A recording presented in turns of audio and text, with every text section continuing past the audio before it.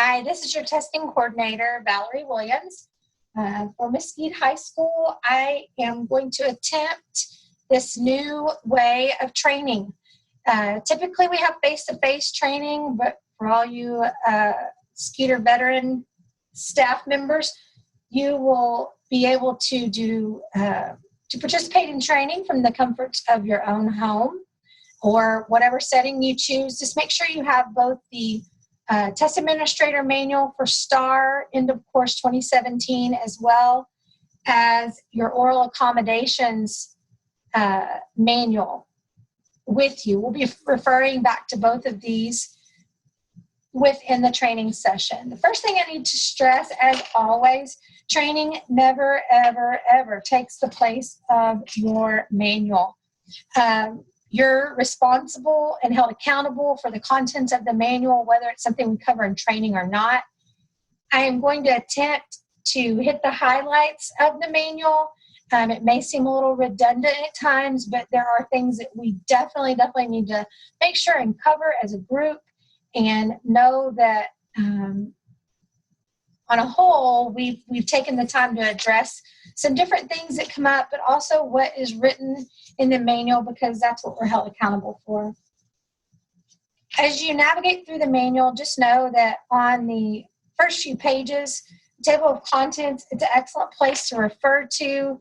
If you're not sure about something and you're trying to get further information, very accessible.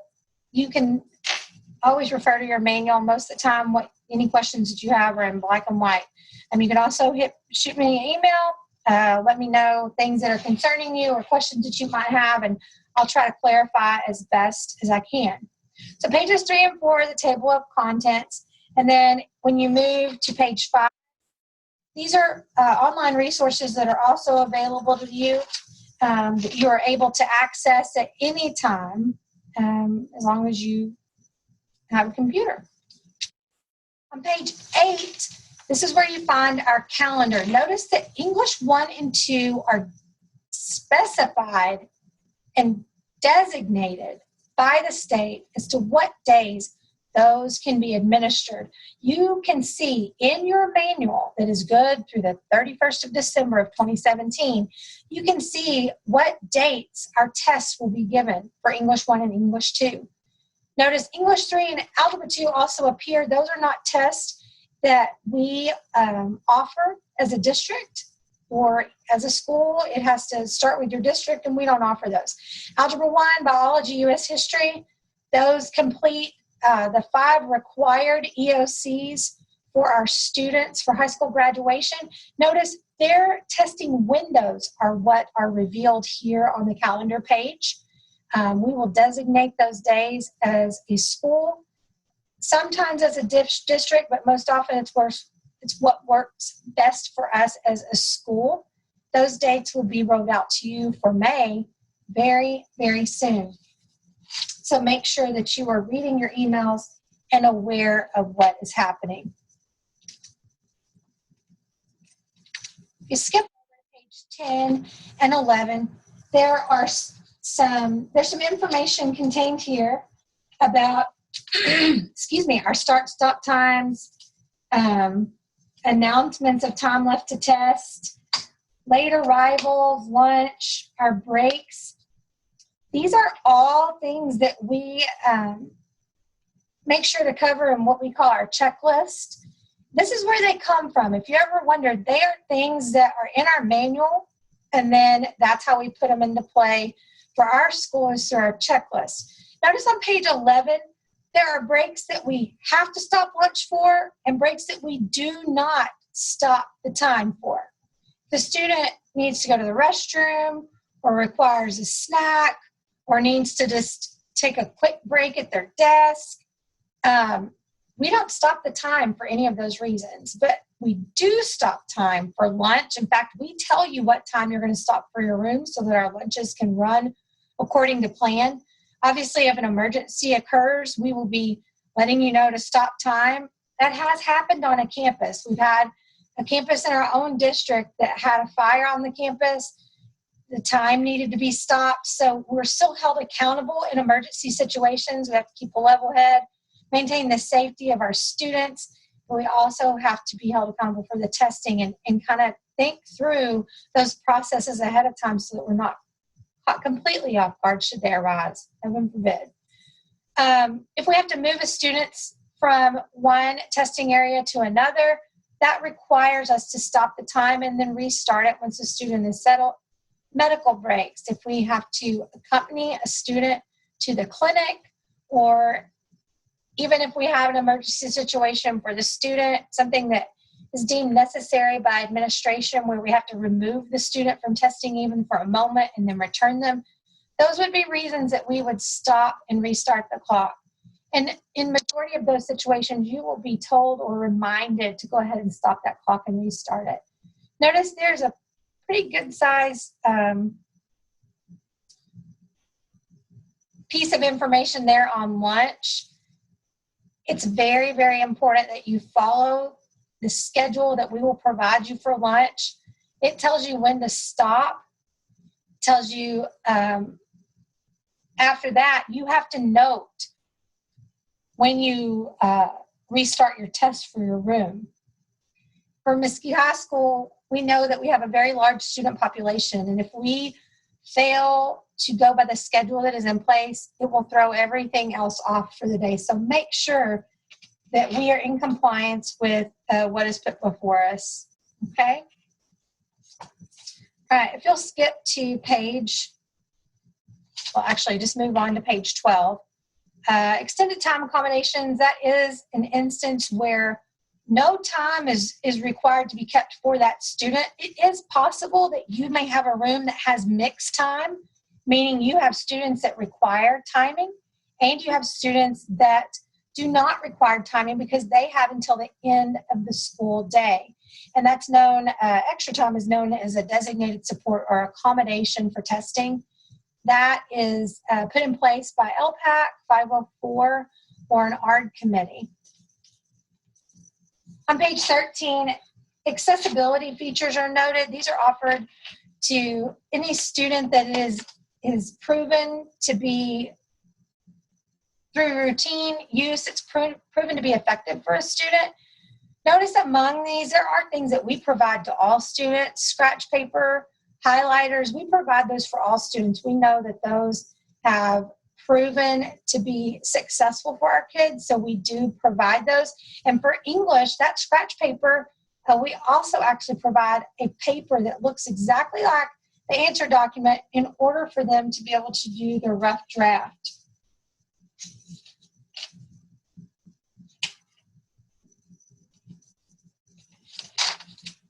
On page 14, there's information mentioned about designated supports. As stated just a moment ago, those are the accommodations put in place on a test.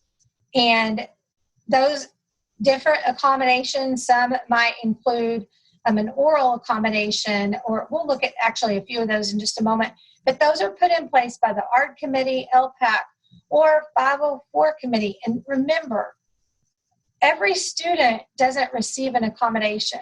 But if a student does receive accommodation, you will receive a paper about it with your roster. It'll be stapled to it. It'll specify what the student receives. And by law, we are to make that available. A student can choose not to use the accommodation put in place, but we are required to make it available and accessible for that student. Notice there's a little paragraph at the bottom that unexpected emergency situations, for instance, if a student breaks their arm and it's their dominant hand, it's with the one they write with, we may need to transcribe for their answer document. Please don't make those decisions on your own. Consult me. You can call 7815 and someone will assist you. You can also call 7800 and someone that is at those phones, they will get to me and we will serve you in a way that will serve our students. On page 15, a few more designated supports are outlined. Language and vocabulary supports, those are made available through online testing. Notice this year we no longer have STAAR A and STAAR L and STAAR. We just have STAAR. If a student is going to receive embedded supports, they are made possible through the online system. And this speaks of pop-ups or rollovers that are throughout the STAAR selections, test questions, answer choices. It could be that they contain definitions, simplified wording, bulleted lists, graphic organizers. It just depends on the support is for content or language or vocabulary. And these things are all determined by 504, LPAC, or ARD committees. Notice at the bottom, oral accommodations, it's also a designated support. Test questions and answer choices only are read aloud to a student who meets the eligibility criteria. But if they are not under 504, LPAC, or ARD committee, this is not possible for those students. Remember also, though, that never, ever, ever is okay to read a reading passage. And with this, why don't we skip over to our oral and signed administration guidelines, and we'll just briefly go over that and how that pertains to the English test that's coming up. So on page 2 and 3, those are the table of contents.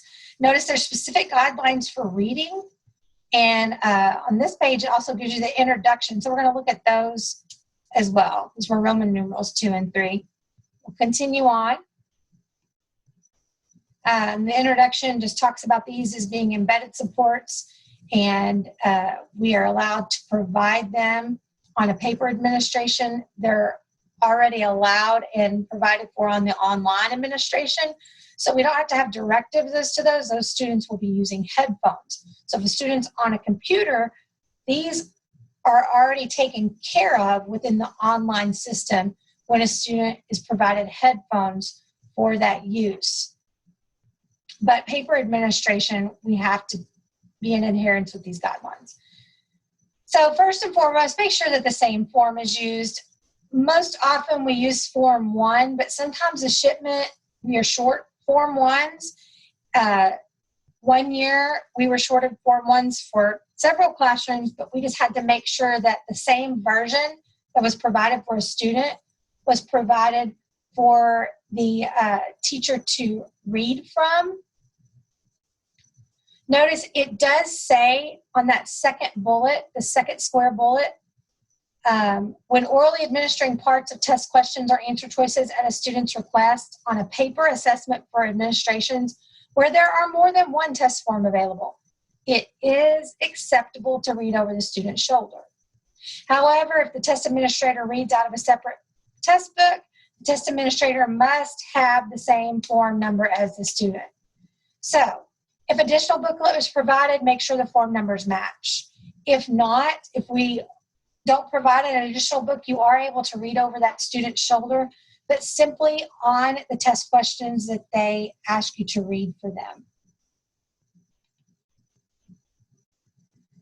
Obviously, test security, it's always a must, but it's really, really vital when you are part of an oral administration. Test administrator, you're going to have to view a secure state assessment.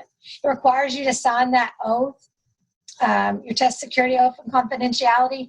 We go ahead and ask everybody to agree to that oath.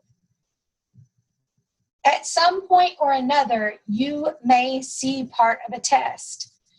You may be asked to take care of a room or be the test administrator in a room where it is for oral administration or oral administration accommodation is given. Please make sure that we are in compliance. That's why we go ahead and initial that part of the oath, because we know that that could be a possibility at any point. Grouping students for test administration, it's very rare that students who have this accommodation are grouped with students that do not receive this accommodation. It can be distracting.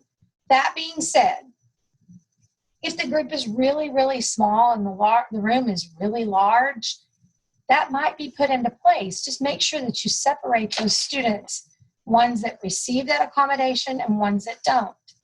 There might even be a time where students that receive this accommodation could be in a room with students taking the test online.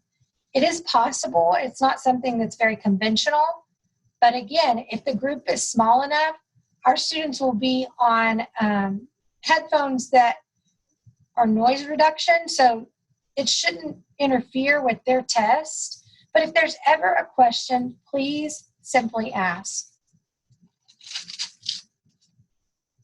On pages 4 and 5, these are specific guidelines for people in rooms where an oral accommodation is in place. Notice at the top for reading assessments, only the questions and answer choices may be read aloud. Reading selections may never, ever, ever, ever, ever be read aloud to a student. Notice in that second square bullet, test administrators, you may read aloud the supplementary materials. That would mean whatever their allowable accommodations are. So reading and writing assessments, that could be the dictionary because that is in play for everyone for an English test. It could also be a supplemental aid if there's something that needs to be read on there, but most often those are not statements. It's important to understand what constitutes a test question. Notice the test administrator must understand that any part of the test question may be read aloud. This applies to words and questions and the answer choices, including words and graphics, and boxed, pulled directly from a selection. Boxed text pulled directly from a selection. Just remember, it includes things pertaining all around just the test question. You can read aloud any word, phrase, or sentence in the test questions or answer choices as many times as is needed. And it's at the student request. So make sure that if the student requests it, we are taking care of it.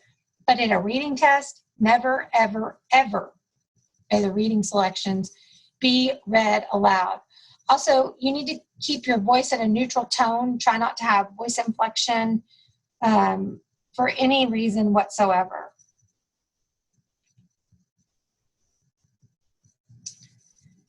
The accommodation code for oral administration will already be marked on the document for those students that have that in play. So make sure that we are in compliance with all of those things when it comes to an oral accommodation. All right, if we'll go ahead and skip to page 13. Page 13 and 14 are the guidelines for reading. Again, it reiterates reading selections. It cannot be read aloud. And this specifically refers to the reading portion of the test. Notice it says most abbreviations may be read aloud as the word or words they represent. Examples are also listed. Initialisms and acronyms may be read aloud as letters or words according to the customary usage. Examples are also given there. Numbers. Most numbers may be read aloud the same way as they would be read in a classroom. Numbers appearing in dates may be read aloud as phrases rather than individual digits. Also, the numbers in dictionary entries are read aloud as 1, 2, etc. with no special emphasis. The direction lines. Reading selections may not be read aloud. Again, how many times can we say that, right? The direction lines that accompany each selection, though, may be read aloud. The directions may be read, but not the selections themselves. Moving on to page 14. Most words and numbers and graphics may be read aloud. However, interpreting the graphic is not. It's the same as interpreting any portion of the directions themselves. We have to be able to give those verbatim. And then it does say verbatim text, question, and answer choices that include text taken verbatim from the reading selection may be read aloud in their entirety. Italicized text should be given no special emphasis. Again, words in boldface, no special emphasis, no voice inflection there. All right, now, if we will go ahead and skip to page 27 or flip over to page 27, here's where a specific example is given for a reading test question. Any text in the test question or answer choices may be read aloud, including the boxed text pulled directly from the reading selection. So, Read lines 44 and 45 from the poem. The poet uses personification in these lines to show that the winds are important to frontier life. A. B. Seem to taunt the speaker. C. Serve as a symbol of the speaker's anger. D. Blow gently and quietly on the frontier. No voice inflection at all. Okay? And it says, including the box text pulled directly from the section. That can be read aloud because that's a box text. It's not the actual entire selection. So you are able to read that. All right, let's travel back now over to our manual. We've covered oral administration accommodation for students. Designated supports, this is just another reminder, accommodations. If you need additional training, we are going to provide it. That is what this has been taken care of with the oral sign administration guidelines. Also make sure, like we just said a while ago, if you have accommodations for a student, put them in play. A student can say they do not need them, but we will be putting those in place. So make sure that we are in compliance always with what the ARD, LPAC, or 504 committee has deemed necessary for a student. Moving on to page 17, test security. The biggest thing I can say about test security, it is all outlined in here in the manual. The fact that we sign off, the fact that we count for and have an account for all of our materials. We never just leave our inventory lying around. We know where things are. We don't leave it in a room. It's always secure, or it's in storage when it's not in use. That even goes for the testing office. That's why we don't have as many keys. Notice also it says, after the completion of test administration, collect, destroy any recordings, graph paper, scratch paper, state-supplied reference materials that students have written on. And then it says require that all secure materials assigned to individual campuses have been accounted for. This is really for our campus, but it's also for you as an individual. This is why we have the materials control form, why we sign in and out, why we have our checklist that mandates and stipulates what we do with our materials. Notice on page 18, it talks about confidentiality requirements. It says before you even handle any secure test, this is why we fill out our oath and things that we are agreeing to and saying, it's not saying that I agree with all the laws and practices, but I understand that I'm held accountable for the contents of the manual and putting everything in place. Notice you can't duplicate, print, record, write notes about, capture it electronically, any portion of the instrument, whether it's paper or online. Only students can respond to test questions. Test administrators have permission to view secure materials in order to provide approved accommodations. Must be reminded it's a secure content and that responding to test questions is not allowed, ever, ever, ever, ever. On page 19, we continue reminding people that it says no person may view or discuss student responses or solicit information from student. If students begin to talk about the test, you need to tell them, I'm sorry, I can't talk about that, because you are their teachers. They love you. They are going to want to talk about the test and all that you've told them and how it was on there. Please stop those discussions.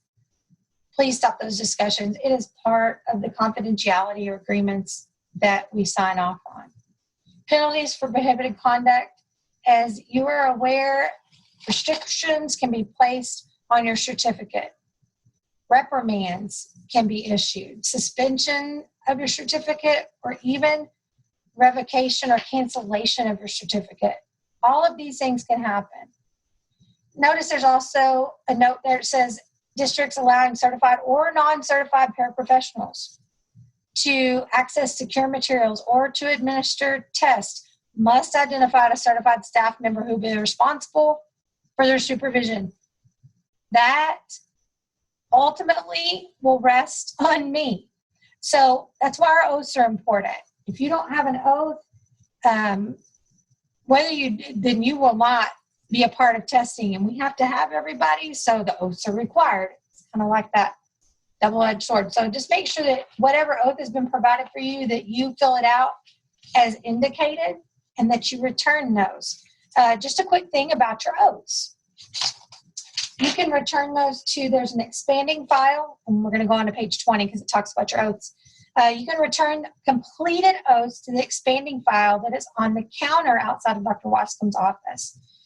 Please just simply place your oaths or teachers new to MHS, your module certificates, place those in that expanding file in front of the first letter of your last name. All right, page 20 and 21, and I believe even maybe on 22 and 23, we're talking about irregularities. The biggest thing I can say about testing irregularities, there's two different kinds. There's serious and there's procedural. Serious involves severe violations of test security under confidentiality. And they can refer to immediate disciplinary action, suspension, termination, credentials removed, and some examples are listed here below. Assisting students with responses to test questions, tampering with students' responses, viewing secure test content before, during, after administration, unless it's authorized because of a student's, by TEA or by the procedures outlined, but generally because of a student's accommodation. Or it might be that you have to be part of a transcription. Discussing or disclosing secure test content or student responses, scoring student tests, duplicating recording, electronically capturing, fraudulently exempting someone, encouraging or assisting an individual to engage in the conduct described in the items listed above. So even if it's not you in the action, but you're encouraging someone to do it or assisting them in some way, you're still guilty by association. And then notice failing to report to an authority, an individual that's engaged in this conduct. That is also a serious irregularity. Procedural irregularities are a little bit more common. They're mostly minor deviations from testing procedures, but they're still irregularities and they still have to be reported. Eligibilities, sometimes if it happens that a student was not tested and should have been, or maybe a student was tested and maybe they shouldn't have been. Those two things occur, and those are eligibility errors. An IEP implementation issue, a student receiving SPED services was provided an unapproved or undocumented accommodation, or they weren't provided an accommodation. Notice we say we have to be in compliance. Improper accounting for secure materials. This is why we sign in and out each day. It's why we know where things are. We are held accountable for those things, and they are different errors, and that's a procedural error. Monitoring errors. Monitoring is huge. We must be actively monitoring our students. It is not just necessary, it's required. It's the only way to know what's going on in your room. It's the only way to be able to give account for what is taking place in there. And there are some basic ways that those monitoring errors have occurred. When you didn't verify that a student filled out their answer document. When you accepted it when they left something blank, that's a monitoring error. When a room is left unattended, monitoring error. Secure materials left unattended. Or secure online tests were left open and visible. Testing personnel not monitoring during a student break. That's why we have people at the restrooms when a student needs to go to the restroom. We have people out there. Test administrators not ensuring students working independently. Students were not prevented from using cell phones. Oh my gosh, cell phones are a huge thing on our campus. Or any other electronic device. That's why we have an electronic device policy. And that's why we take up electronic devices from the moment students walk in the room. They have to surrender those. Or a student was allowed to remove secure materials from the testing area. Even if a student is moved from a room, it is the adult's responsibility to handle the testing materials. Other procedural errors, it doesn't limit this, but a test administrator failed to issue the correct materials. Pencils, dictionaries, calculators when warranted, dictionaries when warranted. Or they're provided non-allowable materials, maybe a cheat sheet. We've had instances where someone gave a review sheet the day before. Try, if at all possible, if you're doing review sheets, make sure they're on some kind of a colored paper, if at all possible. Or better yet, take those up from the students if you can.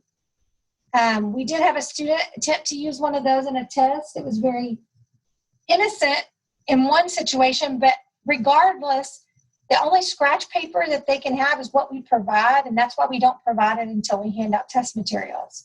We want to make sure that's taken care of. And then the biggest thing I can say is if an irregularity recurs, report it. We give you an irregularity report in every bucket. It doesn't matter if it's minor to you or major to you. You report it and then leave the investigation up to us. Allow the student continue. That's the biggest thing I can say is allow a student to continue testing. We don't stop a test unless you were told to do so. Let the student keep testing. This next part is about investigating and reporting other irregularities, like if a cell phone is discovered that a student did not surrender at the beginning of test, knowing that we're going to give it back, we investigate those cell phones. We have to check for any kind of content that could have been, could prove cheating in any way possible. We have to report any irregularity, any and all irregularities, anything that doesn't seem right. Let us be the judge of that as a result of an investigation, okay? And on page 23, they talk about marking O. The only things you will mark on an answer document, you will mark the date, you will mark score, you'll check for the form code, you'll check for the number, the book number. Other than that, you won't mark O. All right, on page 24 and 25,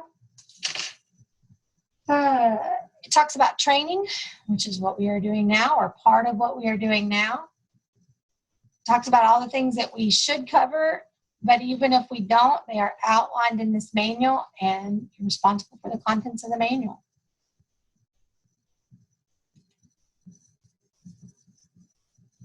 If you're part of the online testing system, your checklist looks different because it is about the online testing system.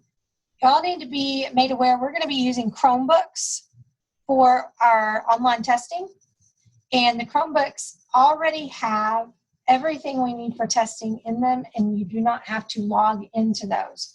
So people that are in those rooms, I will be making you familiar with those on an individual basis, and maybe even send out a few pictures for people that might need some extra information. If you have Chromebooks in your classroom now, I believe it's under your apps.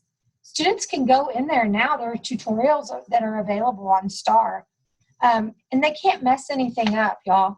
Without their tickets that authorize them to view a specific test section, there's nothing that they can get into that they shouldn't. So I'm just letting you know, those people that have class sets of Chromebooks, it's already there. Already there. All right, on page 26 and 27 talks about preparing you're preparing for testing, whether it's your testing room or the designated supports, online testing, no matter what, everything is set in place here. What we have to provide to students, what the room needs to look like, our seating charts, what it needs to cover, how we receive test materials, and how we prepare for that distribution. We have to be in compliance with what is written here. And then we cover those things also in our specifics. Make sure you're aware.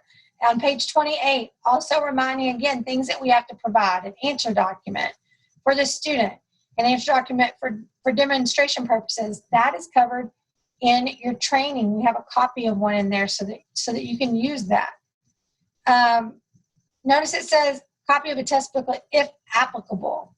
Dictionaries everyone, English 1 and English 2, receives a dictionary. Calculators for Algebra 1, everyone gets a graphing calculator, and one for every 5 biology. It's not required to be graphing. Notice that. It just is required to be a calculator. And then this is specified for online administrations, things that need to be provided. So you have the paper and you have the online. Make yourself familiar with those things. On page 30, it talks about when we're monitoring paper and online, the things that need to be doing, actively monitoring, how we take care of things, how we take care of students, how to address certain things, making sure that the proper administration procedures are in place. Notice on page 31, students participating in paper administrations must mark their answers on an answer document. Answers marked in a test booklet will not be scored. So occasionally, you can make this statement. Remember that you must record your responses on your answer document. Students are not allowed to record the responses on their answer documents after the time's expired. That's also really important. Anything that's in bold, it is a statement that it says test administrators may say. So make sure you're looking at those. Please, please, please be in compliance with what's listed in the manual. On page 32, goes ahead and talks about some of the online procedures as well. Notice at the bottom of page 32, you see these statements. The test administrator must not do the following. Elaborate on the prompt.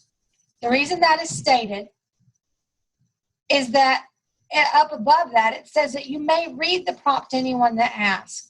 And I promise you, those English teachers have trained our kids to ask. But we can't, the reading or discussing student compositions, it's not allowed. Reading selections, you can't read aloud to a student. It's reminding us again for English 1, English 2, English 3, which is what we are about to do, things that we can and cannot do. Make sure we are in compliance. Then the online test talks about the test tickets and ways that we handle those things. Make sure that we are looking right here. Test administrators should remind students that they should not click the submit and end test button until they finish. We go one step further. If you're in an online room, you will be the one that submits the test with the student. The student should not do that without you beside them. Lastly, on page 33, answering student test questions. The only thing you can really do is answer a question about the directions. Directions, not the questions, not the reading selection, but the directions. A statement you can actually say, I can't answer that for you, just do the best you can. Notice that you can't, you're not allowed to translate test questions or passages, including the written composition prompt, into any other language except for sign language. You can't rephrase or add information to the questions or the prompt. Again, can't view, discuss test questions with anyone before, during, or after testing. And you obviously can't score the test questions. These are things we've already reiterated earlier in this training.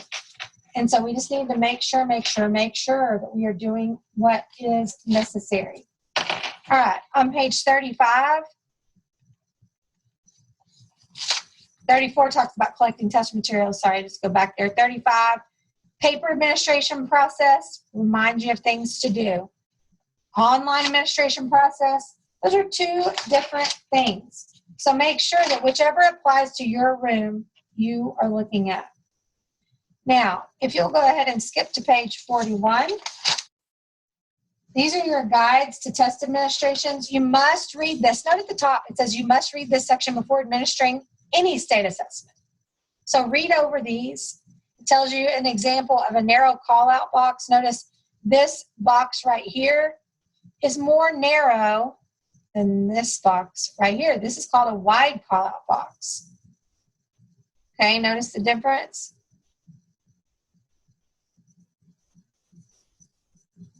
Two sets of call-out boxes used in test administration direction.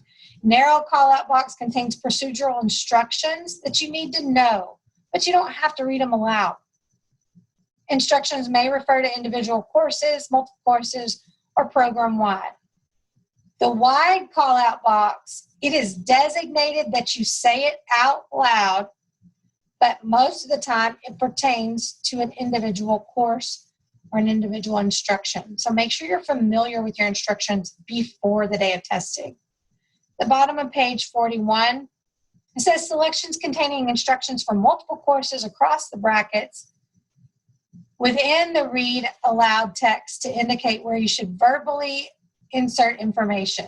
Notice right here, so for instance, on the English 1 exam, you would insert the English 1 test here. Today, you'll be taking the State of Texas Assessment of Academic Readiness, STAAR, English 1 test.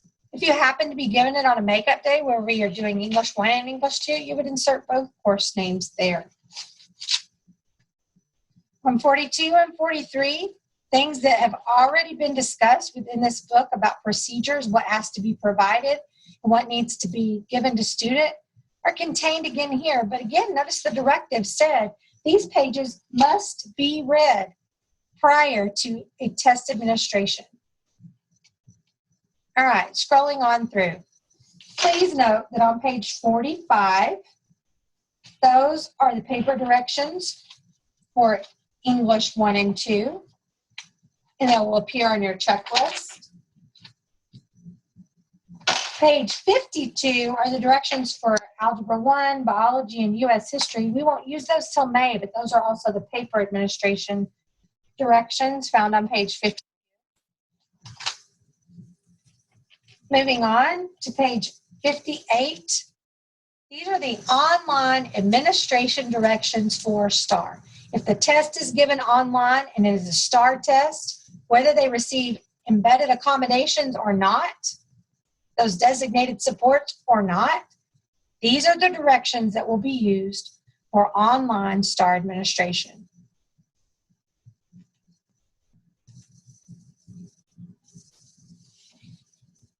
The last thing that there's two more things that I want to cover with you very quickly, and you may have needed to pause and come back, and I'm sorry, this is very lengthy. Our specifics training won't be near as long. Towards the back of your manual, on page 72, these are online tools, 72 and 73, as well as 74. If you are administering an online test, make sure you are aware of these tools so that you can better guide our students. They may ask about these, and this is a way that you can assist them, and you're required to do so, to be prepared to do so. All right. If we are moving on to the last thing we are going to visit about very, very quickly is on page 76 or 77, apologize. This is the copy of your oath. Oaths were placed in your box. You either received a pink oath or a yellow oath based on the fact whether you hold a teacher certification or not. If you do not hold a teacher certification, then you wouldn't be in a classroom. There are some of you that are going through the emergency certification process. You still have a provisionary certificate. It's in place for a short amount of time until you receive your teacher certification. If you have a certification that is about to expire, over the next week, you will be reminded of that. We need to get that taken care of ASAP. It will not hurt you to go in and check your certification. And if you haven't printed it off in a while, or you have not supplied a copy to Miss Lynn recently or to me, you can go ahead and go on to Google and just say, search for Texas teacher certification, and it's the SBEC lookup. You'll be able to find that pretty easily, but please go ahead and print that off and provide that for us if you do not even remember the last time you've done that, or if you're new to Mesquite High School, if anything's changed, we need that. All right, so if you have the yellow copy of this, this is already filled out for you. Notice right here it says initial each statement. That's each of these statements right here. There are 5 places provided for your initials. Sign this day, whatever the numerical value of the day is, whether it is March or February. More than likely it would be March since you aren't receiving this till March 1st. Year's 2017, I believe that's already supplied for you. All right, on this place, all you have to provide here is your signature and then your printed name. And down here, this is our agreement about maintaining security confidentiality. If we are in a place where we would have to view test materials for any reason, you're agreeing that you have not and will not divulge the contents. I have not and will not copy. That's why it's okay to go ahead and initial these statements.